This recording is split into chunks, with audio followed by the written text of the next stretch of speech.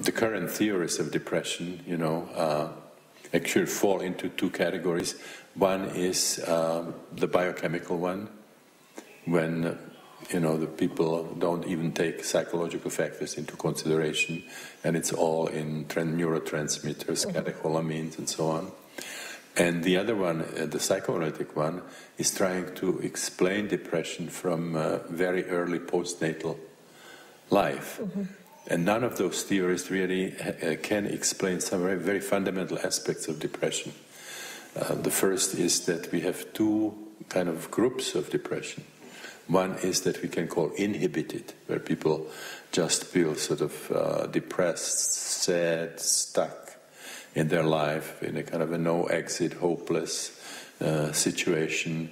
They have frequently headaches, they have experience of pressure on the chest, they might have gastrointestinal problems, constipation, they can even have retention of water sort of in the body.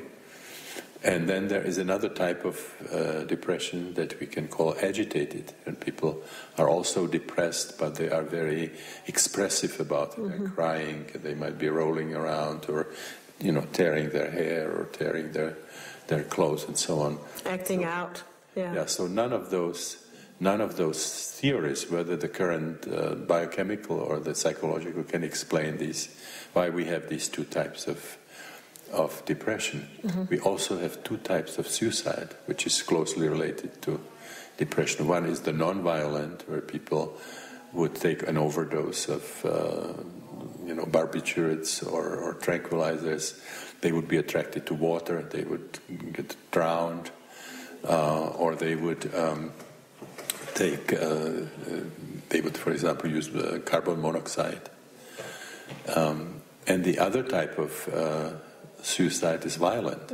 It's taking a car for a head-on collision, or over the cliff, or firearms, weapons, and so on, or jumping out of the window, jumping under a train, and so on. So none of those two theories can really say anything meaningful about why this is so. They cannot also explain the connection between depression and mania. So what we see when people are in this inhibited depression, that there are usually some postnatal things, situations where people felt victimized, in a kind of underdog situation. But then as they go deeper, they find out that the deeper root of that kind of depression is in the phase of birth, where the uterus contracts, but the cervix is not open. So you're stuck in that situation. And then it suddenly explains the fact that you would feel kind of oppressed, you would feel the pressure on the chest or pressure on your shoulders, and the headaches and all that kind of thing. And also there's a type of suicidal tendency which is associated with this type of depression, which is the non-violent one, where people somehow are in this situation on the unconscious level, have the memory that something better preceded, which was being in the womb. So they're trying to do something that would have some elements of the prenatal state, which is water.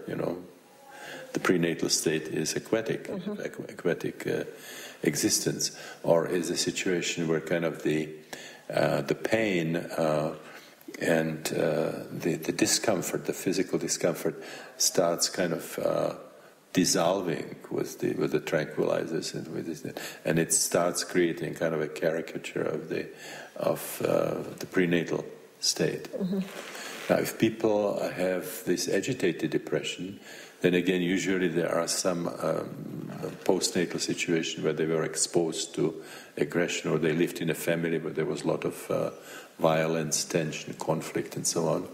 But then on a deeper level, they find out that they are tuned through their postnatal experiences into the stage of birth when the cervix is already open and they are struggling to get out, or the tension is kind of increasing.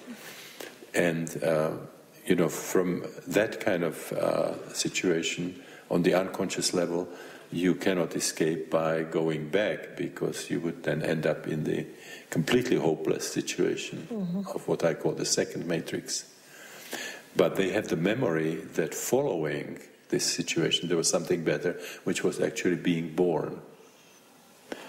So their suicidal fantasies sort of simulate the situation, what it was like at birth, where the tension actually builds up to a catastrophic kind of a resolution. It's instantly over, and there is blood around, and sort of the inside of the body goes out, and so on. There's like a confusion between the biological birth and the psychological rebirth. So that reflects a very strange kind of paradoxical situation, that we all were born because we're here, but we have not really come to terms with it emotionally. We still carry somehow that all those stages of the stuckness and the struggle, the little crying that happens after birth doesn't really resolve that.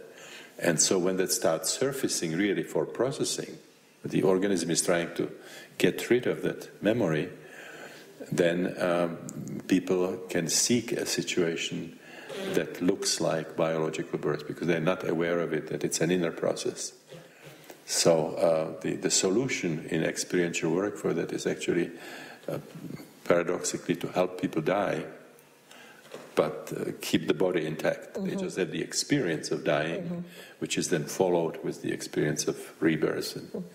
And actually when that happens, it has the spiritual element in it. So it's not just reliving birth, but it's a psycho-spiritual kind of a death rebirth kind of experience.